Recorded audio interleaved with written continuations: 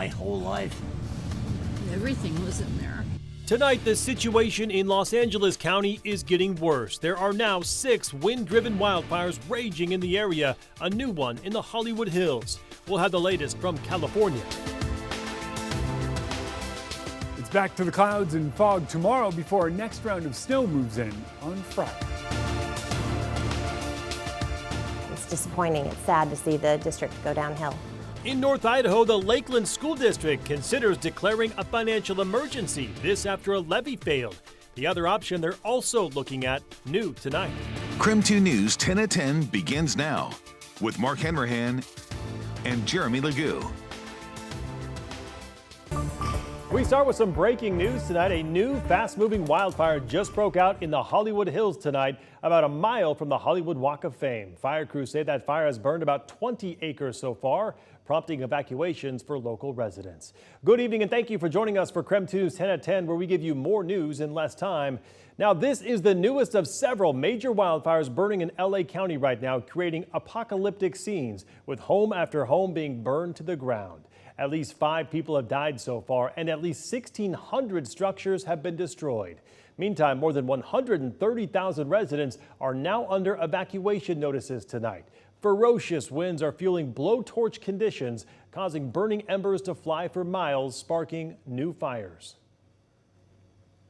It's been something we haven't seen before. We're absolutely not out of danger yet. In Malibu, the fire jumped the Pacific Coast Highway, destroying several multi-million-dollar mansions. Many ran for their lives and sheltered in their cars. It felt like it was out of a movie for real. What does that mean? Just like the embers falling and like the house, like you see all the red smoke coming at you. You don't really know what to do. It's hard to breathe. Yeah. Just within the last few hours, we have learned that President Joe Biden has canceled his Italy trip and says he'll be directing the full response, federal response, to help those who have lost everything in the fires. And new tonight, fire crews from right here in the inland Northwest are headed down to fight the wildfires in LA County. Just hours ago, Idaho announced it will be deploying 104 firefighters and 25 engines tomorrow morning to California. At least 20 of those firefighters are coming from North Idaho. Meantime, Washington firefighters and supplies also on their way to California at this very hour. The Department of Natural Resources has deployed 10 engines and 35 firefighters from all around Washington state.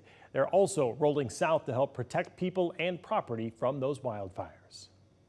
In other news tonight, a former doctor at Joint Base Lewis McChord has pleaded guilty to abusing dozens of male patients. Investigators say it happened between 2019 and 2022 when several complaints were made. Major Michael Stockin was an anesthesiologist and pain management specialist at Madigan Army Medical Center. He pleaded guilty to 36 counts of abusive sexual contact and 5 counts of indecent viewing. Some servicemen who sought help with pain say Stockin performed unnecessary physicals without wearing gloves. Attorneys for 22 former patients have now filed tort claims against the Army and the Department of Defense, seeking $5 million each for emotional distress. A military judge still has to approve the plea. We are getting our first look at a West Side man accused of a murder more than 30 years ago in Ohio. New tonight, Bruce Daniels appeared virtually before a Thurston County judge. It's part of a legal process to get him back to Ohio to face charges for the 1992 murder of Amy Hooper. The 19-year-old was found dead in her Columbus apartment. She'd been beaten, stabbed, and raped. Investigators say DNA evidence found at the scene led them to Daniels last month in Lacey, Washington. The fact that they were collecting DNA in 1992 is impressive, and kept at it. The dogged efforts, again, of those detectives really came to fruition here in our community, and I know is appreciated by everybody in law enforcement, to include this office. Daniels also faces a gun possession charge in Thurston County. New tonight, the Lakeland School District discussed what steps it may need to take to combat a $9.5 million deficit in next year's budget. This after a levy that would have funded the district failed, leaving district officials scrambling to find a solution. KREM 2's Connor McAvoy went to the school board meeting in Rathdrum tonight. Connor? Tonight, the school district is preparing for the worst. Members got to learn what steps they have to take in order to declare a financial emergency. But tonight, they decided not to go forward with the declaration at this point. The Lakeland School District is determined to fund the next school year. What makes this process really frustrating is that there are so many other components that really go along with a financial emergency. That's Megan O'Dowd, the school district's attorney, phoning into Wednesday's school board meeting. She's explaining what next steps the board needs to take to declare a financial emergency. In order to do this, the board needs to follow a criteria outlined in state code. But she says the most pressing matter is whether or not the board wants to pursue a supplemental levy. Those discussions would be happening now up until March 31st. That's the deadline the board has to submit ballot language to the county clerk. Still, declaring a financial emergency isn't fully off the table. But for now, the board's focusing on the supplemental levy. Okay, so based on the information that we received this evening, it does not appear that we should be declaring a financial emergency at this point in time. This levy would appear on the May ballot. It's disappointing. It's sad to see the district go downhill. Jennifer Huffman is considering moving to the area, but the current state of the district is making her think twice. I have a 3-year-old great-granddaughter that I take care of, and trying to, I want her to have a great education. She fears the worst with how the budget deficit may impact the teachers. The potential for riffing teachers or cutting teacher pay is going to be very sad. Again, it's going to be like one of the public comments that was made. We're going to end up being a district for training teachers, and then they're going to go on to better districts who can pay better. There's still other components the board needs to consider, including upcoming contract negotiations and preparation of the district's budget. The board will be discussing supplemental language to that levy at their next meeting. In Rathdrum, Connor McAvoy, KREM 2 News. All right, Connor, thank you very much. And switching gears, let's take a first look at the forecast with Chief Meteorologist Jeremy Lagoo. Jeremy, this morning, a lot of us woke up to some snow on the ground. What are we looking at tomorrow morning? Well, I think when it comes to, say, the next 12 hours, it's really going to be more about fog formation and what that means. With a temperature of 31 and a dew point of 29, we're pretty close. When you get those two numbers within about 2 degrees of each other, that's when you have the ability to form fog. Visibility still looks pretty good across much of the inland northwest, and with temperatures hovering right around freezing, I think another contender becomes more slick roads. A lot of melting happened today. Even with our temperatures coming up just shy of freezing in a lot of places, we melted a lot of the snow that was on the roads. That means you'll likely wake up to a little bit of patchy fog and a couple of slick spots tomorrow morning. As we move through the day, not much. Instead, we're going to turn our focus to what moves in come Friday. Looks like it starts around 9 or 10 a.m. and on and off snow showers take us through the day.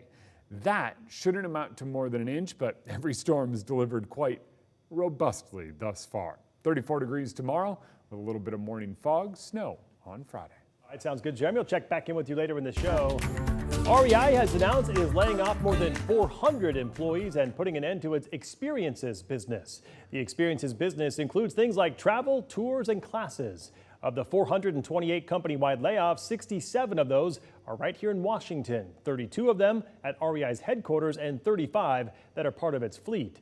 REI CEO says the experiences business is costing the company more than it's bringing in. The company says it will begin notifying impacted customers starting tomorrow and provide refunds to people currently booked on trips. It makes it different from just any other retailer, so it's unfortunate that it's going away, and especially that there will be layoffs associated with that.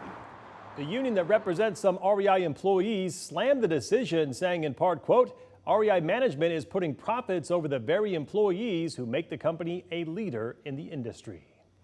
And now to our night beat with a quick look at the day's top stories.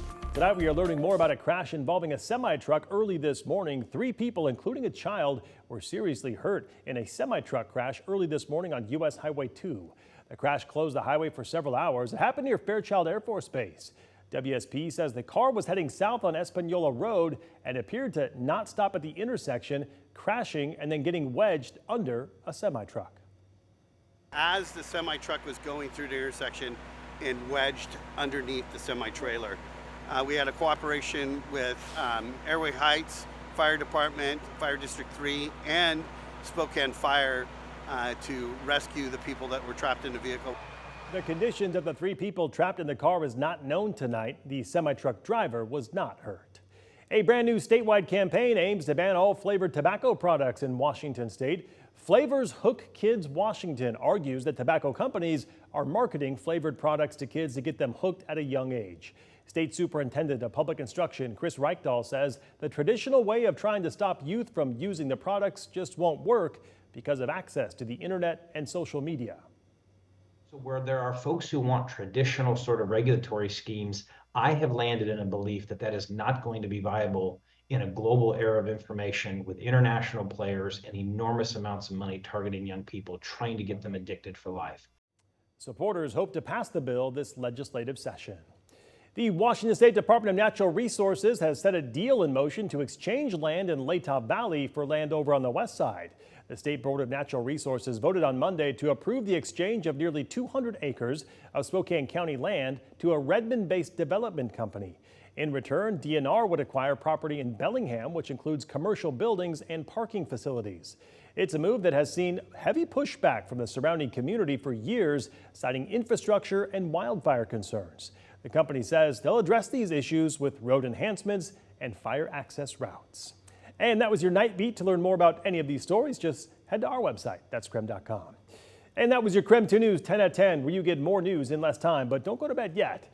A new homeless recuperative center coming to downtown Spokane, the load it's trying to take off our hospitals tonight. Plus, new Idaho laws aiming to help local pharmacies and lower prescription drug prices. Hear from one North Idaho pharmacy waiting to see the benefits. We're back in 90 seconds.